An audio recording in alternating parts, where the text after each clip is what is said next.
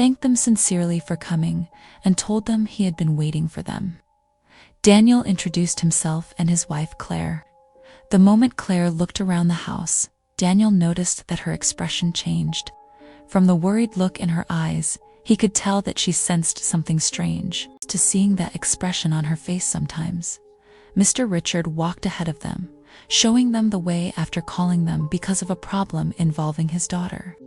The house was huge. It had 2 floors and was made entirely of wood.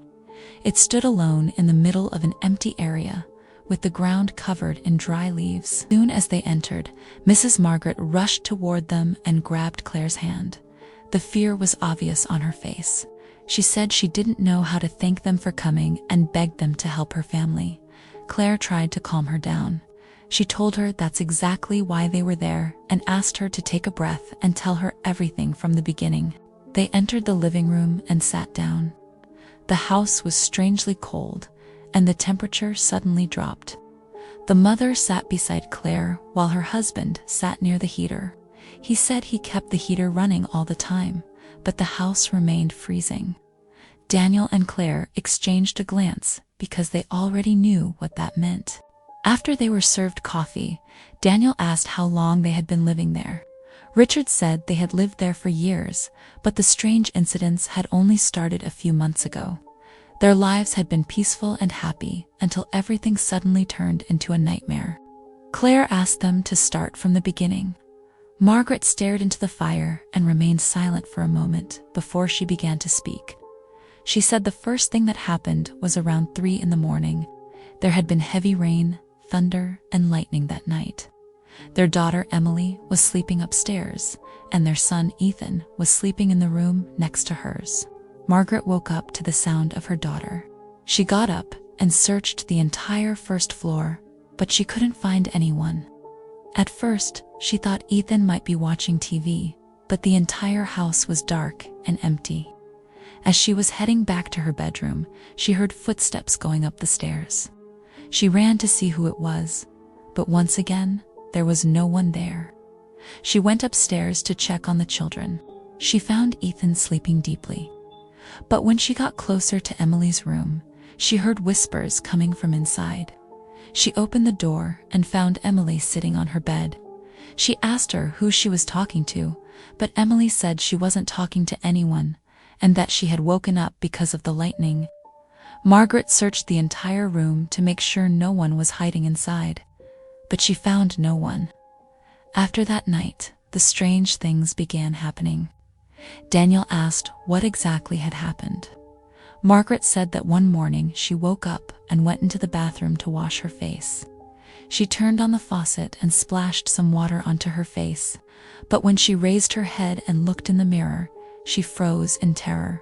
Her face and hands were covered in blood.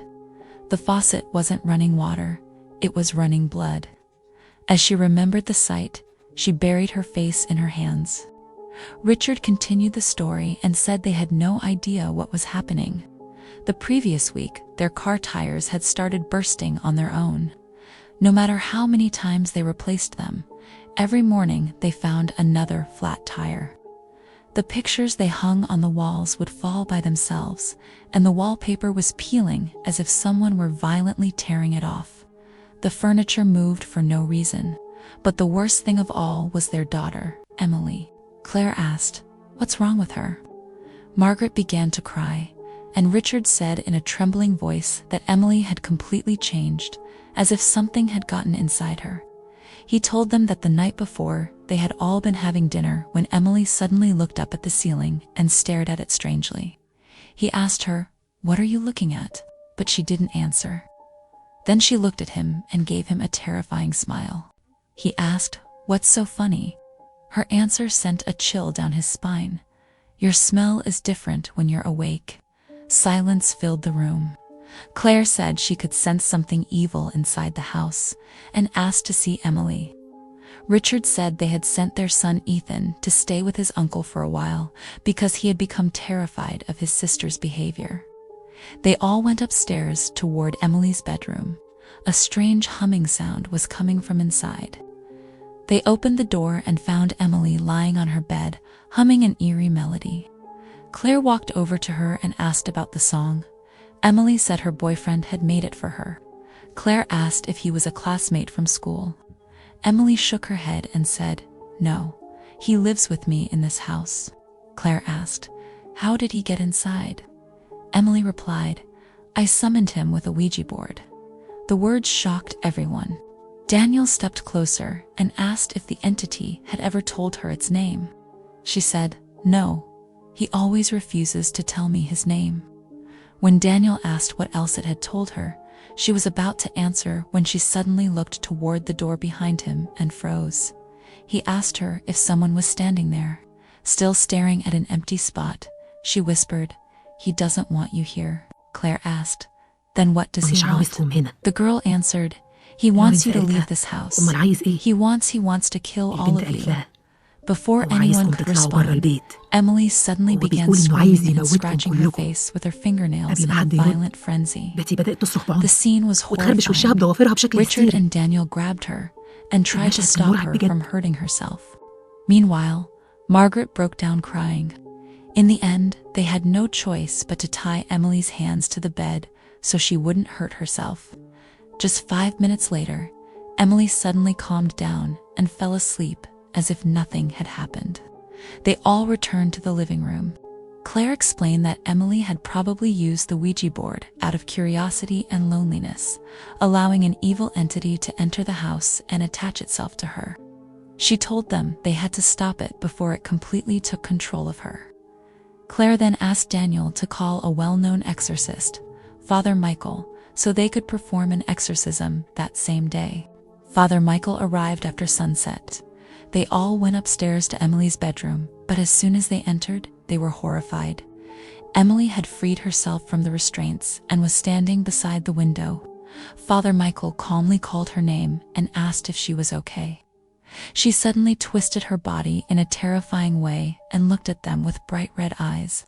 Her mother screamed and ran downstairs in terror. Emily, meanwhile, began laughing in a horrifying voice.